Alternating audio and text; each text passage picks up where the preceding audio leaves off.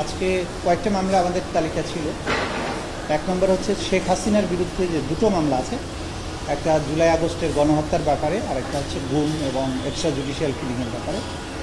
তো প্রথম যেটা গণহত্যার মামলা, সেই মামলাতে উনি এককভাবে আসামি ছিলেন। আজকে তার সাথে ওই মামলাতে সাবেক পুলিশ মহাপরিদর্শক চৌধুরী আবদুল্লাল মামুন সাহেবকে ওই মামলাতে আসামি হিসাবে গ্রেপ্তার দেখানোর জন্য আমরা আবেদন করেছিলাম।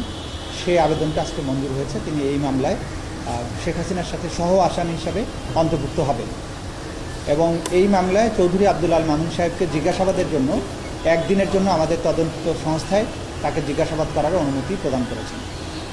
এটা ছিল চৌধুরী আবদুল্লাল মামুন সাহেবের সাথে রিলেটেড প্রসিডিংস। সাভারের আসাবুল ইয়ামিন শহর সাভার এলাকায় যে গণহত্যা হয়েছিল, সেই গণহত্যার মামলায় সাভার অঞ্চলের আওয়ামী লীগের এবং যুবলীগের নেতৃত্বে যারা এই হামলায় অংশ নিয়েছিল, তাদের মধ্যে থেকে 3 জনকে, যারা ইতিমধ্যে কারাগারে আটক আছে, তাদেরকে আজকে আটক দেখানোর জন্য আমরা আবেদন করেছিলাম। সেটা মঞ্জুর হয়েছে। এখানে সাভারের বিরুলিয়া ইউনিয়নের একজন চেয়ারম্যান আছে, সেই চেয়ারম্যান সহ 3 জনকে গ্রেপ্তার দেখানো হয়েছে। এই মামলাতে আগে থেকেই 10 জনের বিরুদ্ধে গ্রেপ্তারি পরোয়ানা জারি আছে। তার মধ্যে একজন গ্রেপ্তার আছে, আর এই বাকি 3 জন আগে থেকেই গ্রেপ্তার ছিলেন, তাদেরকে এই মামলায় গ্রেপ্তার দেখানো হলো আজকের আলোচনার মাধ্যমে।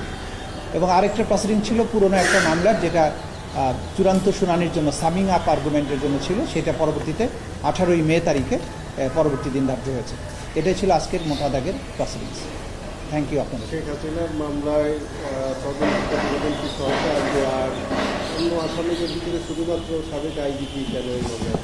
এটা আমাদের যে প্রসিকিউশনের স্ট্র্যাটেজি, তদন্তের যে স্ট্র্যাটেজির কারণেই আমরা দেখেছি যে শেখ হাসিনার যে কমান্ড রেসপন্সিবিলিটি, তার সব কিছু বাস্তবায়নের ডান হাত ছিলেন আইজিপি সাহেব। সে কারণে আমরা কৌশলগত কারণে তাকে এই মামলাতে অন্তর্ভুক্ত করেছি এবং তার সম্পৃক্ততা আছে। যেভাবে শেখ হাসিনার অপরাধ প্রমাণের ক্ষেত্রে তার সম্পৃক্ততাটা দরকার ছিল, যে কারণে আমরা এটা করেছি। এটা আমাদের কৌশলগত সিদ্ধান্তের ব্যাপার। মোবাইল টোবাইল পাওয়া গেছে? এখন পর্যন্ত পাওয়া যায় না, আমরা সার্চ করছি, আমরা চেষ্টা করছি, যে আশা করছি হয়তো পাওয়া যেতে পারে, দেখা যাবে। Thank you.